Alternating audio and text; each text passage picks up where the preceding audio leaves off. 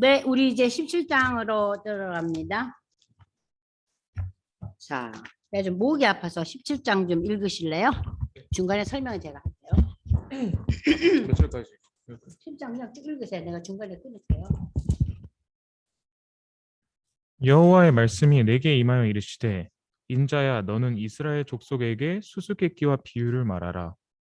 여호와께서 이같이 말씀하여 이르시되 색깔이 화려하고 날개가 크고 깃이 길고 털이 숱한 큰 독수리가 레바논에 이르러 백향목 높은 가지를 꺾되 그 연한 가지 끝을 꺾어 가지고 장사하는 땅에 이르러 상인의 성읍에 두고 또 그 땅의 종자를 꺾어 옥토에 심되 수양 뻗을 가지처럼 큰 물가에 심더니 그것이 자라며 퍼져서 높지 아니한 포도나무 곧 굵은 가지와 가는 가지가 난 포도나무가 되어 그 가지는 독수리를 향하였고 그 뿌리는 독수리 아래에 있었더라. 네. 여러분 이거 무슨 얘기인지 이해가 돼요? 아유, 무슨 독수리가 나오고 이건 도대체 뭐야? 포도나무가 나오고. 여기 보시면요. 색깔이 화려하고 날개가 크고 깃이 길고 털이 숱이 많은 커다란 독수리가 이건 뭐예요? 바벨론을 가리키는 거예요. 특별히 바벨론의 그 막강한 느부갓네살 왕을 얘기해요. 느부갓네살 왕이 레바논에 이르러 백향목 높은 가지를 꺾되 그 연한 가지 끝, 이 연한 가지 끝이 누구냐면요, 여러분들. 이 에스겔이 시작될 때 어느 왕이 잡혀갔다고 그러죠? 여호야긴 왕이 잡혀간 지 5년에 그러잖아요. 이 여호야긴 왕을 가리키는 거예요. 제가 18장, 19장 얘기할 때 여호와스 요시아의 세 아들이 있었죠. 그죠? 그래서 요아스, 요야김, 요야긴, 그 다음에 시드기야예요. 그러면 시드기야 때 망하잖아요. 그러면 요아스는 첫 번째 이제 요시아의 뒤를 이은 왕이었지만 이 사람은 애굽에 가서 죽어요. 응? 그러고 난 뒤에 이 나라가 누구가 이제 되냐? 요시아의 또 다른 왕 그 아들이었던 요야김이라는 아들이 왕위를 이제 집권을 하죠. 그러니까 요아스는 3개월밖에 치리를 못해요. 그리고 그 다음에 요야김이라는 이 요아스 저 아들이 11년을 치리합니다. 11년을 치리하면서 그때 바벨론이 쳐들어오고 1차 포로기예요. 그 뒤에 이제 이 여호야김이 11년 그 치리하고 난 뒤에 죽어요. 죽고 난 뒤에 요 사람 아들이 지금 우리가 지금 이 에스겔 그 포로로 저기 뭐야 잡혀간 그 시대에 그 같이 잡혀간 여호야김이에요. 그 2차 포로라 그랬죠? 그죠? 그러니까는 이 2차 포로 기간에 이 여호야김도 석 달밖에 치리를 못해요. 어? 그리고 이제 잡혀가니까 젊은 나이죠. 그 아들 때니까. 그러니까 여기서 뭐라 그래요? 연한가지를 누가 꺾었어요? 느부갓네살. 바벨론 느부갓네살. 그러니까 거기다 써놓으세요. 큰 독수리, 맨 처음에 나오는 큰 독수리는 바벨론의 느부갓네살이라면 그 백향목 높은 가지라는 것은 유대 나라를 상징하는 거예요. 거기에 연한 가지 여호야긴 왕을 꺾어서 장사하는 땅은 누구 어느 땅이라 해서 바벨론. 아까 갈대아라 그랬잖아요. 바벨론.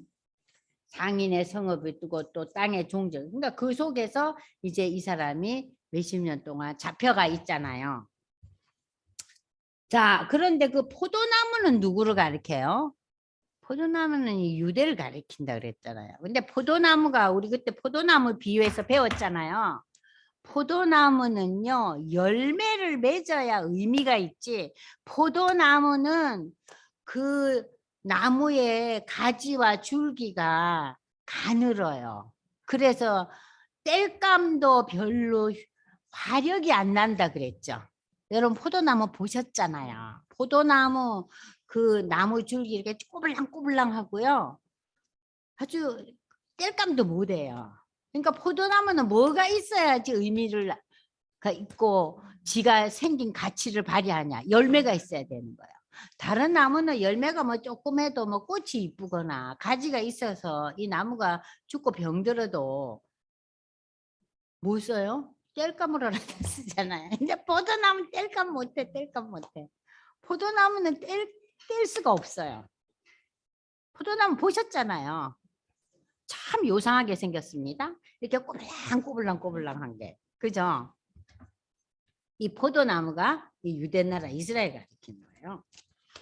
자, 그래서 지금 이 17장 1절에서 6절까지는 바벨론의 느부갓네살 왕과 2차 포로기에 잡혀간 여호야긴 왕 얘기를 하고 있는 거예요.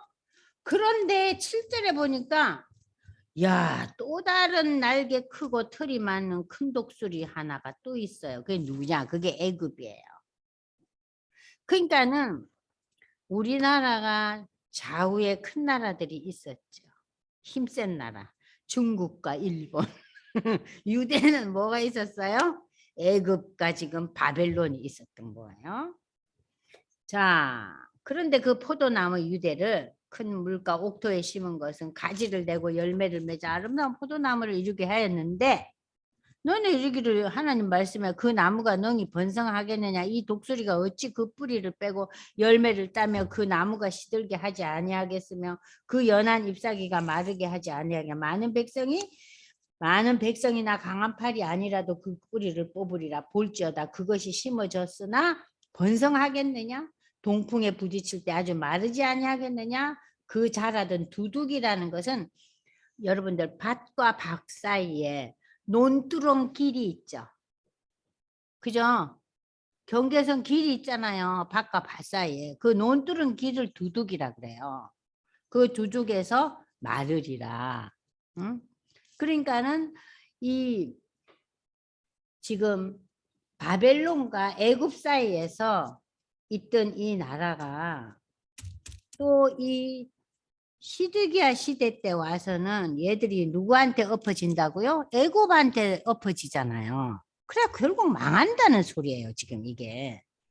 그래서 여호와의 말씀이 또 내게 이르시되 너는 반역하는 족속에게 묻기를 너희가 이 비유를 깨닫지 못했냐 그들에게 말 바벨론 왕이 예루살렘에 이르러 왕과 고관을 사로잡아 바벨론 자기에게로 끌어가고 그 왕족 중에서 하나를 택하여 언약을 세우고 그에게 맹세하고 또 그 땅에 능한 자들을 옮겨 가나니 지금 이거 시드기야 3차 포로기를 얘기하고 있습니다. 이는 나라를 낮추어 스스로 쓰지 못하고 그 언약을 지켜야 능히 쓰게 하려 하면 그가 사절을 애굽에 보냈다 그랬죠. 어?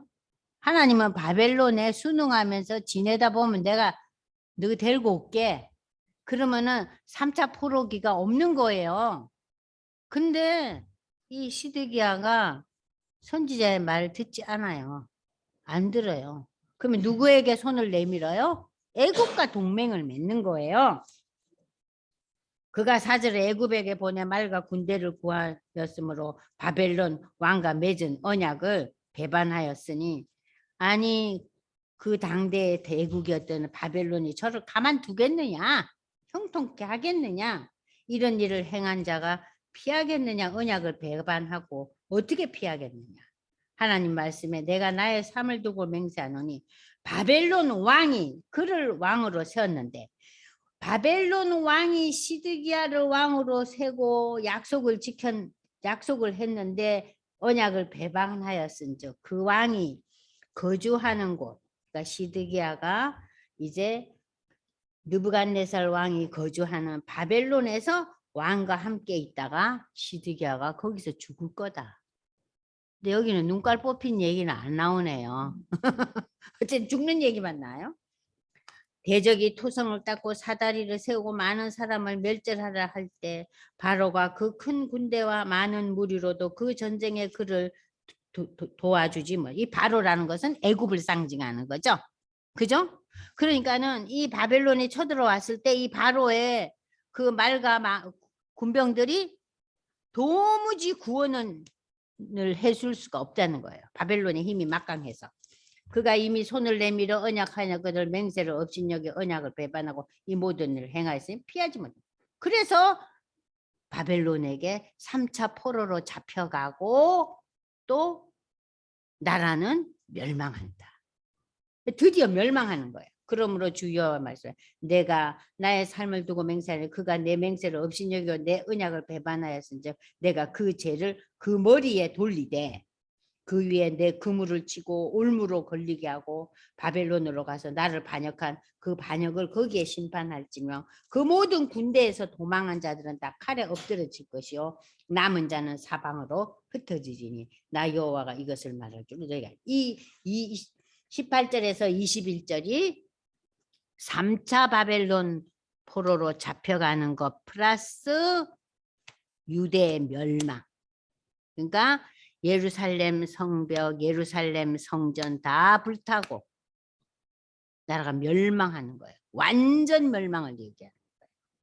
그러니까 완전 멸망에 이르는 것은 저들이 바벨론과 맺은 약속을 폐기한 거예요.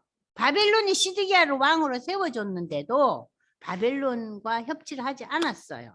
그러고는 애굽에다가 손을 내밀었잖아요. 멸망시킨 거예요. 그러니까 지금 이 모든 것이 유대 나라는 하나님의 인도하심에 대해서 계속적으로 거부하는 거예요. 계속 거부하는 거예요. 우상을 섬겼을 뿐만 아니라 하나님의 정치적인 메시지에 대해서도 거부를 했어요. 아시겠죠? 주여께서 이같이 말해 내가 백향목 꼭대기에서 높은 가지를 꺾어다가 자 보세요. 백향목은 누굴 가르친다 그랬어요? 예루살렘 유대를 가르친다 그랬죠? 백향목은 굉장히 아름답고 귀한 나무입니다. 그 꼭대기에서 높은 가지를 꺾어다가 이 높은 가지는요.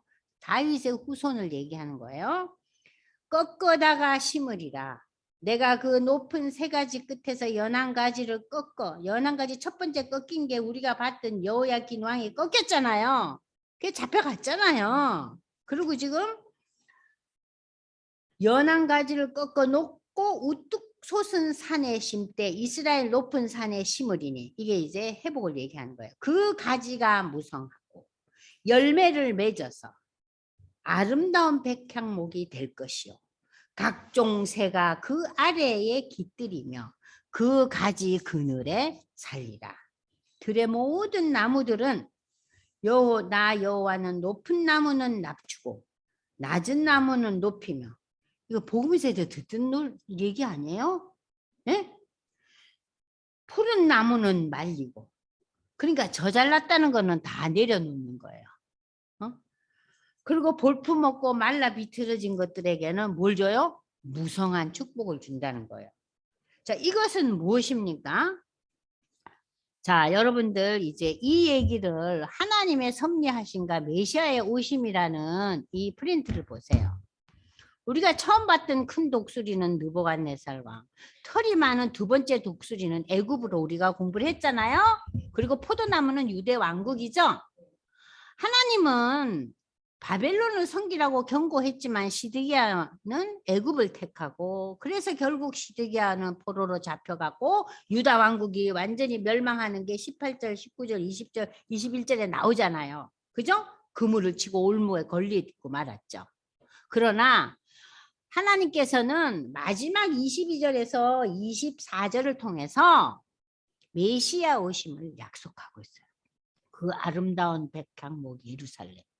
그 높은 가지 그 길을 통해서 열매를 맺고 이 백향목이 아름다워졌고 아주 숲이 우거져서 새가 거하고 이것은 세계 곳곳의 이방인들에게도 예수를 통해서 하나님 백성이 된다는 것을 비유하는 거예요.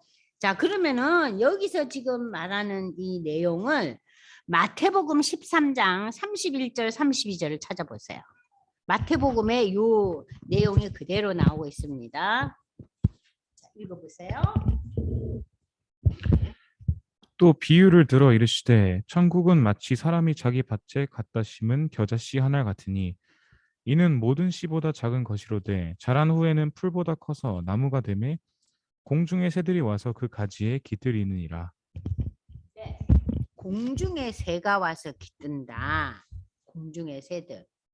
공중의 새들이라는 것은요, 어떤 특정한 새가 아니에요. 날아다니는 모든 새가 거기서 평안을 누린다는 것은 뭡니까? 모든 열방들로. 그러니까 그 열방들이 가로 안에 무슨 얘기가 들어가야 돼요? 예수를 믿는 이방인들. 평안을 누린다는 거예요. 구원을 받는다는 얘기예요. 그래서 지금 17절의 마지막 절에 가서는 하나님께서 지가 융성하고 지가 지혜롭고 본인들이 강성한 그런 존재들은 다 낮춘다는 거예요. 그래서 우리가 지나온 역사를 보면은 모든 그 제국들, 모든 힘센 왕들이 영원 무궁토록 자기 자손이 대대손손 왕이 되고 그 나라가 강성한 제국이 있었어요? 하나도 없었어요. 왕은 예수밖에 없다는 거예요. 왕은 예수다 이거예요. 그래서 우리가 예수 우리 왕이요 찬양 부른 거예요. 왕은 예수라는 거예요. 인간은 왕의 존재가 될 수가 없다는 거예요. 그래서 이 마지막 절을 통해서 열방의 구원에 대한 얘기를 해요. 자, 그러면서 그 백향목, 이 예루살렘을 통해서 유대를 통해서 전 세계에 구원이 이루어질 거다. 그러니까 이것은 더 높은 의미의 구원의 그 상징적인 것을 나타내고 있어요. 아시겠죠? 그러니까 17장도 회복이지만 이 회복은 그 멸망하고 마른 그 이스라엘을 통해서 열방이 구원의 대열에 끼어든다. 그 얘기예요. 아시겠죠? 자, 그러면 이제 17장이 여러분들이 처음에 무슨 독수리가 자꾸 나와서 하는 게 이게 무슨 소린가 했는데 나중에 읽어가니까 이제 이해되시죠? 자, 18장에 보시면은요. 자, 18장은 여러분들 프린트 보세요. 유다에 대한 심판이 부당하다고 불평했어요. 유다 백성들. 특별히 포로로 바벨론 포로로 잡혀간 이 백성들이 어떻게 불평을 했냐. 왜 우리가 이렇게 끌려와서 이 고생을 하고 이렇게 수치를 당하느냐. 네? 자, 바벨론 포로로 잡혀온 사람들은 이 유대 나라에서 볼품없는 자들이 아니었어요. 저들은 다 나름대로 왕족이나 뭔가를 다 한 사람들이에요. 근데 그런 특수한 사람들을 잡아다가 바벨론은 뭘 만들었어요? 노예를 삼은 거예요. 그러니까 평민들이 가서 노예되는 것과 고위층이 노예되는 것 좀 차이가 있잖아요. 더 수치스러운 거죠. 그죠? 더 치욕스럽잖아요. 자, 이 상황에서 이 바벨론 포로로 잡혀간 유대에 그래도 나름대로 높은 지위에 있던 또는 나름대로 뭔가 기술을 갖고 있던 기술자들이 불평이 날 게 당연하죠. 어? 우리 옛날 우리 선조들이 지은 죄 때문에 우리가 왜 이 고생을 당하느냐? 어? 하나님 이럴 수가 있느냐고 맨날 불평불만하는 거예요. 자, 그런 그 내용을 여러분들이 지금 이제 보면서 18장을 읽겠습니다. 자, 에스겔에게 주신 하나님의 말씀은 너희가 이스라엘 땅에 관한 속담에 아버지가 신포도 먹었기 때문에 아들의 이가 시다고 하며 어찌 된 일이냐. 포도 먹은 거 아버지가 무슨 아버지가 이빨이 시끄럽지 무슨 아들이 이빨이 시리냐. 전혀 상관이 없다. 응? 하나님의 말씀에 내가 나의 삶을 두고 맹세하다니 너희가 이스라엘 가운데서 다시는 이 속담 못 쓰게 할 거야. 이 얘기는 뭐냐면요. 야, 니네가 고달퍼? 니네가 지금 쓰디쓴 삶을 살고 있지. 물론 니네 부모들의 조상들의 제약도 있지만 야, 그럼 너희가 여기 끌려와서 회개하고 하나님 앞에 돌아와 봐라. 하나님이 그냥 두시겠냐? 택한 백성을? 근데 저들이 회개하고 하나님 앞에 돌아올 생각은 안 하고 뭐만 하고 있어요? 불평하고 불만하고 징얼대는 거예요. 그러니까 우리가 이제 시험을 봤어요. 우리 자녀들이. 지가 별로 공부도 안 하고 시험을 봤으니 시험이 뭐 점수가 나오겠어요? 근데 아니 왜 이렇게 점수가 안 나왔어? 지가 안 한 거 아니에요. 근데 뭐래요? 아유, 우리 엄마 아빠가 머리가 나빠가지고 내까지 이리 머리가 안 도네. 또 두 번째. 아유, 우리 이 과목 가르치는 선생님이 영 지혜롭지 못하고 능력이 없어 제대로 못 가르쳐서 내가 이 과목에 그냥 이 점수가 안 나와. 지가 공부 안 한 거는 생각도 안 하고. 지금 급한이에요. 그죠? 불평하고 불만하는 거예요. 그래서 하나님이 여기에 대해서 무슨 얘기를 하냐. 모든 영혼이 다 내게 속한지라. 이 얘기는 뭡니까? 인간은 다 하나님의 이미지로 만들어졌죠. 사람 다 하나님께 속해 있어요.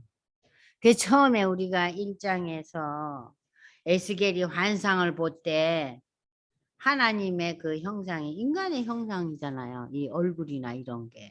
응? 그러니까는 하나님의 형상으로 만든 모든 인간은 누구에게 속했다는 거예요? 하나님께 속한 존재예요. 동물 중에 누가 하나님 얼굴같이 생긴 존재 없잖아요. 사람밖에 없는 거예요. 그래서 사람은 누구에게 속했다? 하나님께 속했다. 아버지의 영혼이 내게 속함 같이 그 아들의 영혼도 내게 속하였다. 너가 아버지도 니도 다 내게 속했으니 너희가 나한테 범죄를 하면은 그 영혼은 죽으리라. 심판을 받는다는 소리예요.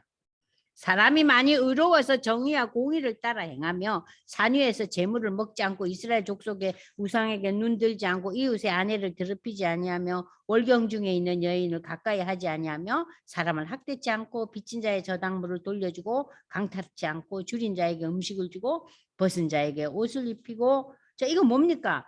별일을 위하여 이자 받으려고 높은 고리대금 업자로 그렇게 이웃에게 돈을 빌려주지 않고 스스로 손을 금하여 죄를 짓지 않고 사람과 사람 사이에게 진실하게 판단하며 하나님의 율례와 법을 따르는 자는 의인이니 살려주겠다.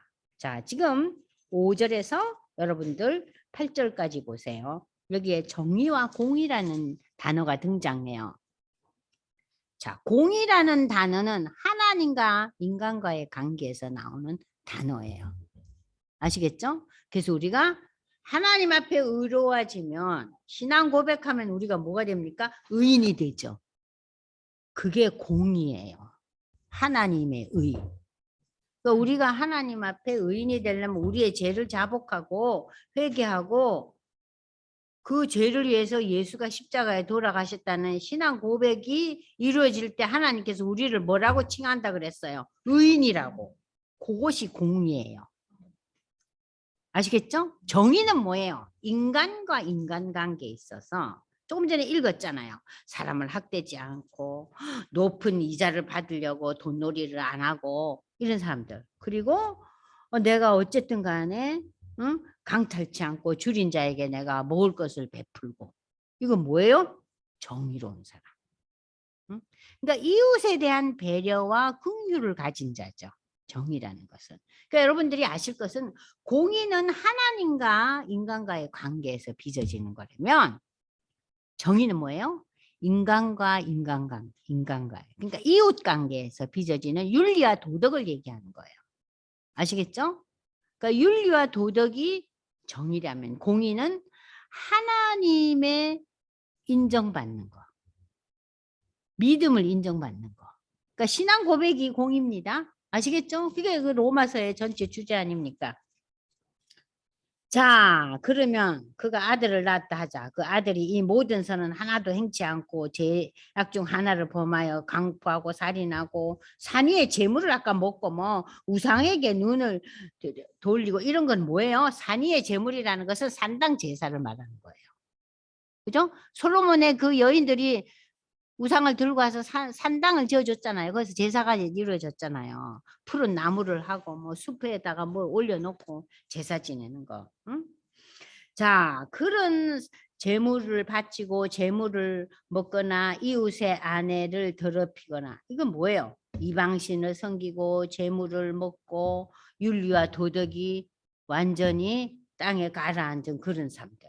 가난하고 궁핍한 자 학대하고 강탈하고 빚진 자의 저당물을 돌려주지 않고 우상에게 눈 돌리고 가증한 일을 하고 별리한 일을 꾸어줘. 아까의 반대죠. 이런 사람들은 하나님 앞에 가증한 존재다. 그래서 반드시 죽일지라 자기 피가 자기를. 가령 그가 아들을 낳았다자 그 아들이 그 아버지가 행한 모든 죄를 보고 두려워하고 그대로 행치 않자하고 그 재물도 안 먹고 우상에게도 가지 않고 이웃 아내를 더럽히지 않고 그러니까는 윤리와 도덕도 준비되자고 벗은 자에게 옷도 주고 이런 자는 아버지가 악인이라 해도 아들은 어쩐다고요? 반드시 살겠고 반드시 살겠고 그의 아버지는 심히 포악하여 그 공적을 강탈하고 선을 행치 않으려면 죄악 때문에 죽으리라. 그런데 너희는 이르기를 아들이 어찌 아버지의 죄를 담당하지 아니하겠느냐 하는도다. 아들이 정의와 공의를 행하면 그 아들은 산다 이거예요. 그러니까 지금 이 바벨론 포로로 잡혀간 인간들을 보고 유대 백성들이 불평하고 불만하니까 너희는 너희의 삶으로 하나님의 긍휼을 입을 수 있다는 거예요. 왜 아버지가 지은 죄 때문에 내가 지금 이 지경을 당한다 이렇게 생각을 하느냐 이거예요. 그게 아니라는 거예요. 너희가 하나님 앞에 돌아오지 않았기 때문에 너희가 비록 지금 포로 생활을 하면서 어렵고 너무나 고달픈 인생을 살지만 우리의 죄악으로 인해서 하나님 우리 부모님들의 죄악과 우리의 죄악으로 인해서 우리가 이렇게 살고 있습니다. 우리가 다시 거듭나기를 원합니다. 하나님 앞에 돌아가기를 원합니다. 하고 자복하면은 어쩐다고요?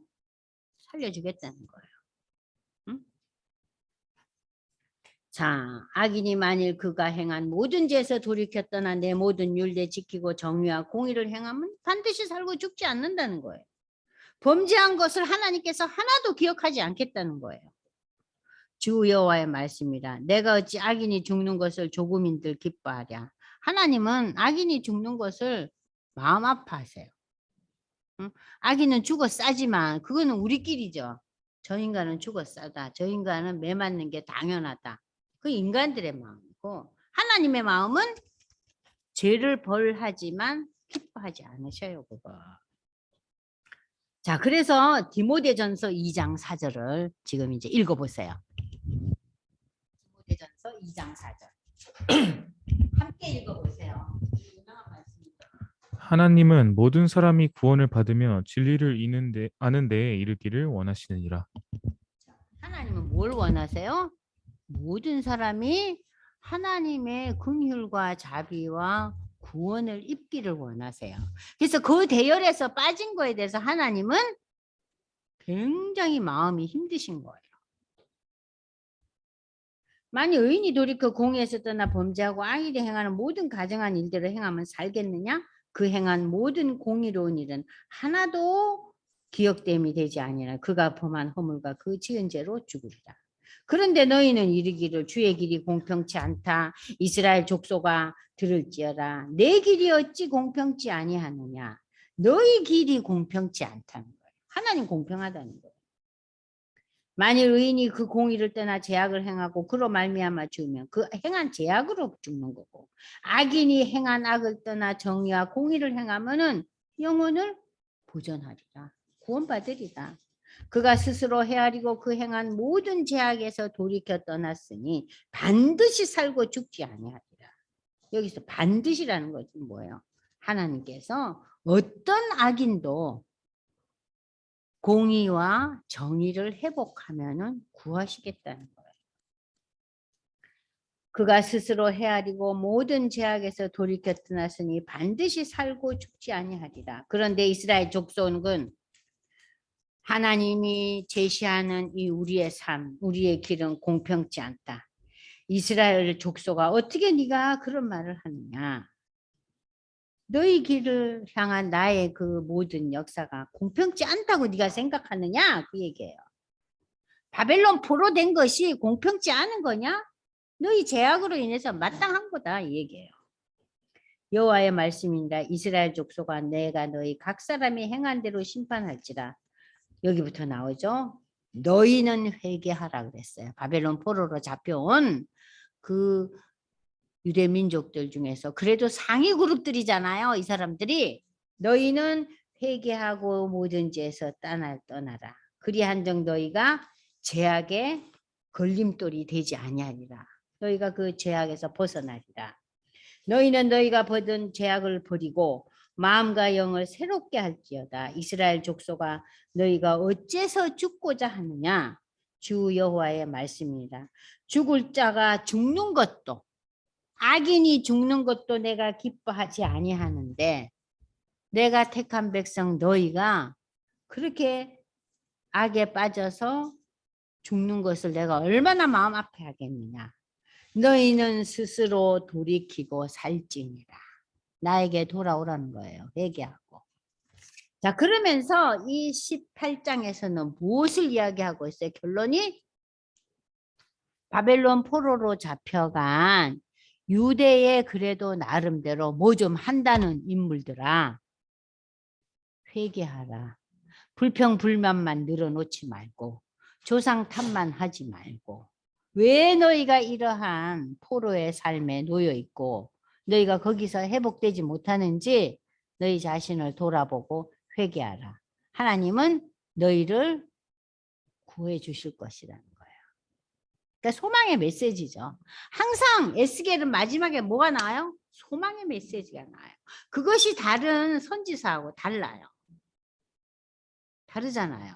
매번 조금 이렇게 단어와 문장이 조금 다르지만 그 맥은 흐름은 똑같아요. 내가 너희를 건져줄 거야. 너희가 그 포로 생활 가운데서 회복할게 할 거야. 소망을 가져. 그것이 에스겔 선지자를 통해서 하나님이 주시는 메시지예요. 자, 그래서 이제 우리가 18장이 그렇게 지금 어려운 내용이 아니에요. 어려웠어요? 어렵지 않잖아요. 그래서 너희가 죄에서 떠나거라. 그 불평불만을 멈추고 다시 일어서거라. 네? 자, 19장은 짧은데 이것도 만만치가 않아요. 자, 19장 한번 읽으세요. 형제가. 너는 이스라엘 고관들을 위하여 애가를 지어 부르라. 내 어머니는 무엇이냐? 암사자라. 그가 사자들 가운데 엎드려 젊은 사자 중에서 그 새끼를 기르는데 그 새끼 하나를 키움에 젊은 사자가 되어 먹이 물어뜯기를 배워 사람을 삼키매 이방이 듣고 함정으로 그를 잡아 갈고리로 깨어 끌고 애굽 땅으로 간지라. 암사자가 기다리다가 소망이 끊어진 줄을 알고 그 새끼 하나를 또 골라 젊은 사자로 키웠더니 젊은 사자가 되매 여러 사자 가운데에 왕래하며 먹이 물어뜯기를 배워 사람을 삼키며 그의 궁궐들을 헐고 성읍들을 부수니 그 우는 소리로 말미암아 땅과 그 안에 가득한 것이 황폐한지라. 이방이 포위하고 있는 지방에서 그를 치러 와서 그의 위에 그물을 치고 함정에 잡아 우리에 넣고 갈고리를 깨어 끌고 바벨론 왕에게 이르렀나니 그를 옥에 가두어 그 소리가 다시 이스라엘 산에 들리지 아니하게 하려 함이라. 네, 거기까지 1절까지 보시면 여기에 또 여러 가지 비유가 나와요. 이스라엘 고관들을 위하여 애가를 지어. 지금 이스라엘의 높은 사람들이 다 어디에 와 있어요? 바벨론 포로로 나와 있죠. 자, 보세요. 여기서 내 어머니는 유대 나라를 가리키는 거예요. 뭐냐? 이 어머니를 암사자에 비유했어요. 유대 나라를. 근데 그 사자들 가운데서 엎드려 젊은 사자 중에 그 새끼를 기르는데 자, 그 새끼 하나를 키우며 젊은 사자가 되어 먹이 물어뜯기를 배워 사람을 삼키며 이방이 듣고 함정으로 그를 잡아 갈고리 이렇게 애굽 땅으로 가서 죽은 자가 누구라 그랬어요? 첫 번째 왕으로 요시야 왕의 첫 번째 왕으로 이제 올라간 여호아하스 왕이에요. 거기 써놓으세요. 이 젊은 사자 여기까지는 여호아하스예요. 애굽 땅에 가서 죽었잖아요. 그리고 이제 여호아스 뒤를 이어서 또 다른 그 아들이 왕이 되죠. 그게 여호야김이라 그랬죠. 11년 동안 치리야. 남사자가 기다리다 소망이 끊어진 줄 알고 그 새끼 하나를 또 골라 젊은 사자로 삼았어요. 여호야김은. 그런데 이게 젊은 사자가 되면 여러 사자 가운데 왕래한 먹이 물어뜯기를 배워 사람을 삼키며 그의 궁굴들을 훑고 성읍을 부수니 그 우는 소리로 말미암아 땅과 그 안에 가득한 것이 황폐한지라. 이방이 보이하고 있는 지방에서 그를 치러 와서 그의 위에 그물을 치고 함정을 잡아 우리에 넣고 갈고리를 넣고 바벨론에 그를 옥에 가두고 이렇게 소리가 다시 이스라엘 산에 들리지 아니하게 했다. 자, 그러면은 이 여호야김 왕을 이제 그 유다 왕국에서 이제 세웠잖아요. 그런데 이 여호야김 키웠더니 젊은 사자가 되고 여러 사람을 삼키고 나름대로 11년간을 치료를 했어요. 근데 이 여호야김 왕은요.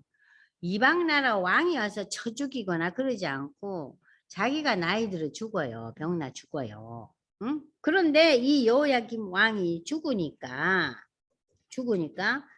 누구를 왕으로 세웠냐? 그 시대에는 왕의 아들을 시키잖아요. 그 아들이 우리가 에스겔 첫 장에 나오는 여호야긴 왕이에요. 아시겠어요? 여호아스는 애굽에가 죽고 석 달 치리하다가 그 요시아의 또 다른 아들인 여호야김이 왕이 돼서 11년간 치리를 하다가 이 사람은 그냥 죽어요. 누구 왕에 의해서 죽임을 당하는 게 아니라 자연사 하는 거죠. 그러고 난 뒤에 여호야김 아들이 여호야긴 에스겔 첫 장에 나오는 에스겔 첫 장에 뭐가 나와요? 그 왕이 잡혀간 지 5년이었다. 그죠? 그러니까 여호야긴 왕에 대한 얘기가 그 다음에 나오는 거예요. 그러니까 이 여호야긴 왕은 바벨론 포로로 잡혀가서 거기서 제가 나중에 읽어주겠지만 거기서 지위가 회복돼요. 그게 이 열왕기 하에 나와요. 그 회복의 메시지가 나옵니다. 그래서 이제 이 사람이 그 바벨론 왕한테 잡혀가 가지고 그 유대 왕이었지만 포로로 잡혀가서 감옥살이를 하는 거예요. 왕이. 그게 여호야긴이. 그리고 이제 그 여호야긴 왕이 감옥에 잡혀 있는 이 시절의 얘기가 에스겔서죠. 그죠? 에스겔서잖아요. 그쵸? 네. 그걸 생각하시면 돼요. 내 피의 어머니는 물가에 심겨진 포도나무 같아서 물이 많음으로 열매가 많고 가지가 무성하며 그 가지들은 강하여 권세 잡은 자의 규가요. 그래서 이제 여호야긴이 잡혀가고 난 뒤에 이 바벨론이 시드기야를 왕으로 세웠잖아요. 그랬더니 이 시드기야가 12년을 다스려요. 나라가 풍정등화에 이 바벨론의 위세 앞에 흔들리면서도 11년 동안 버티는 거예요. 버티면서 누구한테 손을 내밀었다 그랬어요? 애굽에 손을 내밀었잖아요. 그래서 그런데 이 시드기야가 마지막 이 왕으로서 분노 중에 뽑혀서 땅에 던짐을 당하며 그 열매는 동풍에 마르고 그 강한 가지들은 꺾이고 말라 불에 처음에 강해 보였잖아요. 그렇지만은 동풍이라는 거는 뭐예요? 사막 바람이에요. 그럼 사막 바람이 건조하고 뜨거운 바람이잖아요. 이 건조하고 뜨거운 바람 앞에 어떤 식물이 자라겠어요? 그러니까 이 시드기야는 완전히 그 바벨론의 그 동풍 앞에 자기 나름대로 살려고 애를 썼죠. 애굽이라는 나라를 통해서. 그렇지만 무참하게 멸망하잖아요. 꺾이고 말라 불에 탔더니 이제는 광야 메마르고 가뭄이 든 땅에 심어진 바 되고 불이 그 가지 중 하나에서 이건 누구예요? 그 열매 불이 왔다는 건 뭐예요? 느부갓네살의 바벨론 군대가 쳐들어온 거예요. 이게 3차 포로기 아닙니까? 3차 포로기와 멸망의 역사죠. 지금 14절이 불이 왔다. 권세 잡은 자의 규가 될 만한 강한 가지가 없도다. 이건 뭐예요? 망했다는 거예요. 누구도 왕권을 이어나갈 만한 규가 뭐예요? 아니에요. 왕들이 들고 있는 이 지팡이 홀이잖아요. 그걸 가질 자가 없는 거예요. 이 유대 나라에. 그리고 이제 이 시드기야를 통해서 이제 멸망이 오는 거예요. 그래서 그 바벨론 포로로 잡혀온 사람들을 보고 슬픈 노래를 지어 부르라 이거예요. 너 나라가 어떻게 됐다고? 지금 2차 포로기에서 여호야긴이 잡혀왔을 때 잡혀왔잖아요. 1차 포로기에 잡혀온 사람들, 2차 포로기에 잡혀온 사람들이 바벨론에 있어요.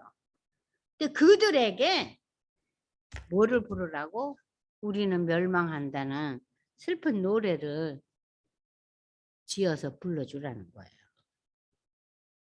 자, 이것이 애가다. 후에도 애가가 되리라. 그래서 이 시드기야의 멸망에 대한 내용이 14절에 끝나면서 20절에 다시 이제 회복에 대한 메시지가 또 등장합니다. 그러니까 이 유독 이 19장에서만이 멸망으로 이 내용이 끝나요. 아시겠어요? 그런데 이 멸망의 내용을 여러분들이 제대로 파악을 하시려면요. 자, 보십시오. 지금 우리가 읽을 본문이 여러분 보세요. 열왕기하 여러분이 써놓으세요. 열왕기하 25장 1절에서 21절. 아시겠죠? 그리고 열왕기하 25장 1절에서 21절이 처음에 23장부터 읽어야 되는데 제가 그거는 좀 읽어볼게요. 그걸 읽고 이제 끝날라 그래요. 자, 처음에 먼저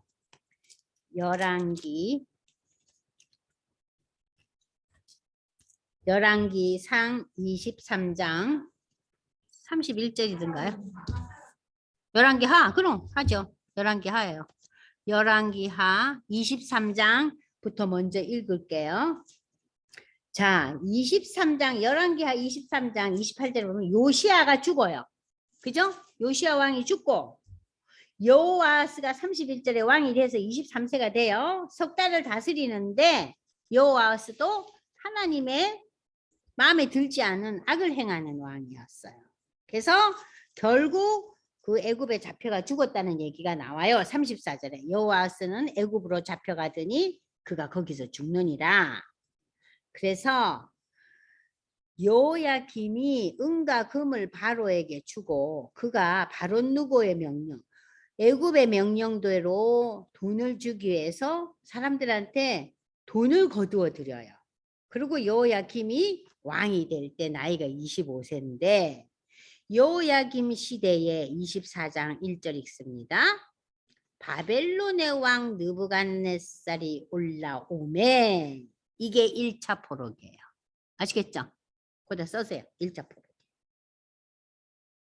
그러면서 1차 포로기가 나오고 그래서 이 여호야김이 이제 죽고 난 뒤에 6절 보세요. 여호야김이 그의 조상들과 함께 잠에 이렇게 늘 왕들이 수명에 닿아서 죽었을 때 이렇게 표현하죠. 그죠? 열왕기에서. 그의 아들 여호야긴이 대신해서 왕이 됐더라. 왕이 됐어요.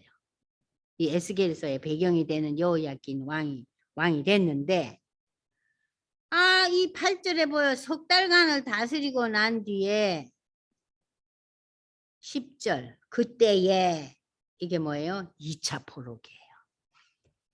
거기다 써놓으세요. 나중에 또 보면 잊어본다니까. 썼어요? 네? 써놓으라고. 2차 포로기. 그러고 이제 또 바벨론 왕이 잡으러 와가지고 이제 이 나라가 이제 포로로 잡혀가는 게예요. 여호야긴 왕이랑 이제 그 신복들이. 자, 유다의 왕 여호야긴이 12절에 어머니와 신복과 지도자들과 내시들과 함께 바벨론 왕에게 나아가매. 여기 보세요. 누가 잡혀갔어요? 지도자들. 힘 있는 내시들. 응? 자, 그때 참 이게 2차 포로기예요. 그러고 난 뒤에 자 17절 보세요. 바벨론 왕이 여호야긴의 숙부 그러니까 요시야 왕의 아들이죠. 삼촌이잖아요. 네. 마따니아를 대신하여 왕으로 삼고 이름을 바벨론식 이름으로 줬어요. 원래 이름은 마따니아예요. 그런데 바벨론의 이름을 따서 시드기야라고 해가지고 왕위로 옮겼어요. 자, 올렸죠. 그 시드기야가 18절 보세요. 11년간 다스렸잖아요. 그런데 시드기야가 20절에 바벨론 왕을 배반하죠. 그죠? 그 25장 넘어가 보세요. 시드기야가 제9년부터 제11년까지 예루살렘 성읍이 포위당해요. 그래서 그때 사람들이 굶어 죽고 난리도 아니었어요. 어? 우리나라 6.25 동나는 비교도 안 되는 어려움이 밀려 닥친 거예요. 양식이 떨어졌다 그랬잖아요. 3절에. 그러고는 7절 보세요. 느부갓네살 왕과 그 신하들이 시드기야의 아들들을 시드기야 왕의 눈앞에서 죽이고 시드기야의 두 눈을 빼고 노사슬로 그를 결박하여 바벨론에 끌고 갔더라. 요것이 이제 시드기야가 끌려가면서 3차 포로기가 지금 8절부터 시작돼요. 자, 그러니까는 이 7절에서 3차 포로기가 이제 시작되면서 8절에서부터 이제 12절, 13절까지가 예루살렘 성과 성읍과 궁전이 다 부서지고 다 파괴되는 거예요. 그래서 BC 586년 유대 나라는 바벨론에게 멸망하는 사건이 이제 이 후반기에 나타나는 거예요. 그 멸망에 대한 내용들이 쫙 나타나면서 여러분들 27절 보세요. 27절. 아까 사로잡혀 갔죠. 유다 왕 여호야긴이 에스겔 시대 인물. 여호야긴이 사로잡혀 간 지 37년 만에 당시 바벨론의 왕은 이제 느부갓네살이 죽었잖아요. 그 후대 왕이 즉위한 원년에 유다의 왕 여호야긴을 감옥에서 내놓고 머리를 들게 하고, 머리를 들게 했다는 것은 이 사람의 위치를 회복시켰다는 거예요. 그에게 좋게 말하고 그의 지위를 바벨론에 그와 함께 있는 모든 왕의 지위보다 높이고, 바벨론의 수많은 나라 왕들이 잡혀왔잖아요. 바벨론이 세계를 제패했으니까. 제수의 의복을 벗고 그의 일평생 동안 항상 왕의 앞에서 양식을 먹게 하였고 그는 왕처럼 대접을 받다가 살았더라. 여호야긴 왕은. 그러니까 여호야긴 왕은 유대 나라의 회복의 첫 번째 역사적인 증거예요. 이해가 되세요? 네? 포로로 잡혀갔는데 포로로 잡혀간 왕을 뜬금없이 느부갓네살 그 후대 왕이 지위를 회복시키고 감옥에서 나오게 하고 왕처럼 살게 했다는 이게 역사에 있을 수 있는 일이에요. 진짜 이 얘기도 뜬금없는 소리예요. 시드기야는 이제 그때 가서 시드기야 얘기는 없어요. 시드기야는 그냥 바벨론에서 죽어요. 네. 눈이 뽑힌 채. 그렇죠. 잡혀갔잖아요. 그런데 이 에스겔이 쓰여진 상태와 에스겔이 활동하는 그 시대가 여호야긴이 잡혀갈 때 에스겔이 잡혀갔잖아요. 그죠? 그러니까 여호야긴 왕과 에스겔이 물려 있는 거예요. 그래서 제가 여러분들한테 읽혀준 거예요. 자, 유대 나라의 역사를 이제 좀 알게 됐죠. 그리고 유대가 완전히 바벨론 포로에서 돌아오는 거는 고레스의 도움으로 바벨론이 바사에게 먹히잖아요. 정복당하잖아요. 그게 589년이에요. 그때는 이미 여호야긴 왕은 죽고, 그죠? 시드기야도 다 죽고, 응? 그리고 이제 포로가 이제 회복되는 거예요. 그게 이제 그 유명한 여러분이 잘 아시는 에스라와 스룹바벨을 통해서 와서 스룹바벨 성전을 만들고 에스라를 통해서 저들이 다시 한번 예배를 회복하고 하나님의 말씀을 읽는 장면이 에스라서에 나오잖아요. 그리고 그 이후에 성벽을 수축하고 예루살렘 그 성읍이 다 무너지고 이런 것을 보고 눈물을 흘린 자가 느헤미야예요. 느헤미야. 그 느헤미야는 바사 왕국의 마치 다니엘처럼, 다니엘이 바벨론의 최고위층이 된 것처럼 이 느헤미야는 바사 왕국의 최고위층이 돼요. 그러니까 유대 민족이 이렇게 그 당시에도 세계의 제국들의 최고위층의 인물들이 됐어요. 대단한 민족이죠. 그것은 하나님의 섭리와 다스림 가운데 있었다는 것을 우리에게 말해주고 있는 거예요. 여러분들 어떻게 우리나라 사람들이 일제시대 때 일본의 나라에 가서 일본 외무성에 일본 국무성에 장관이 되고 총리 대신이 된다는 건 어불성설, 말이 안 되는 거죠. 근데 유대는 그렇게 했어요. 그러니까 하나님의 섭리가.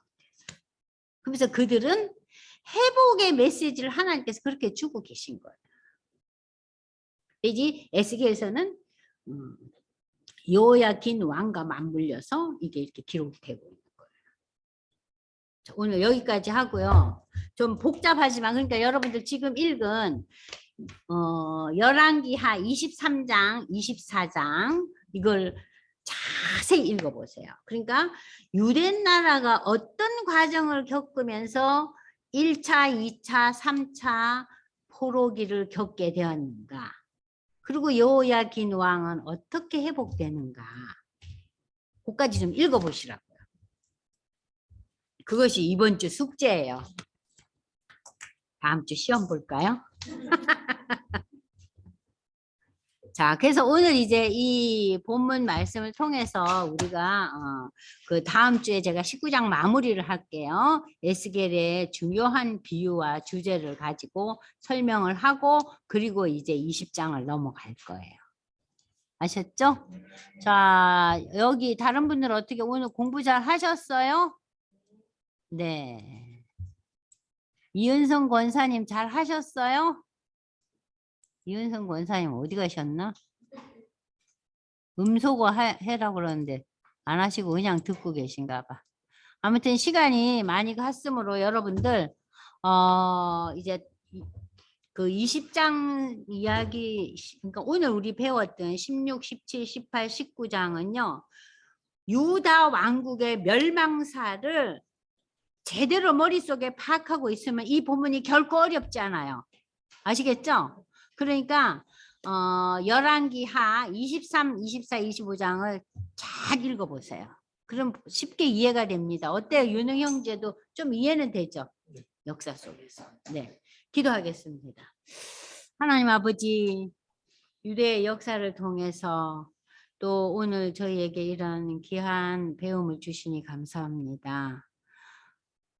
에스겔 선지자의 이 남겨진 기록들이 참 읽을 때마다 저희를 당황하게 하고 당혹해 하는 내용들도 많지만 그 가운데서도 하나님의 원하시는 바가 무엇인지 우리를 일깨워 주심을 감사합니다. 하나님 원하시는 것은 우리 개개인의 하나님 앞에서의 회개와 하나님의 백성답게 하나님의 자녀답게 사는 공의와 정의가 잘 비축된 우리의 삶이 되기를 하나님 원하심을 오늘 본문을 통해서 배웠습니다.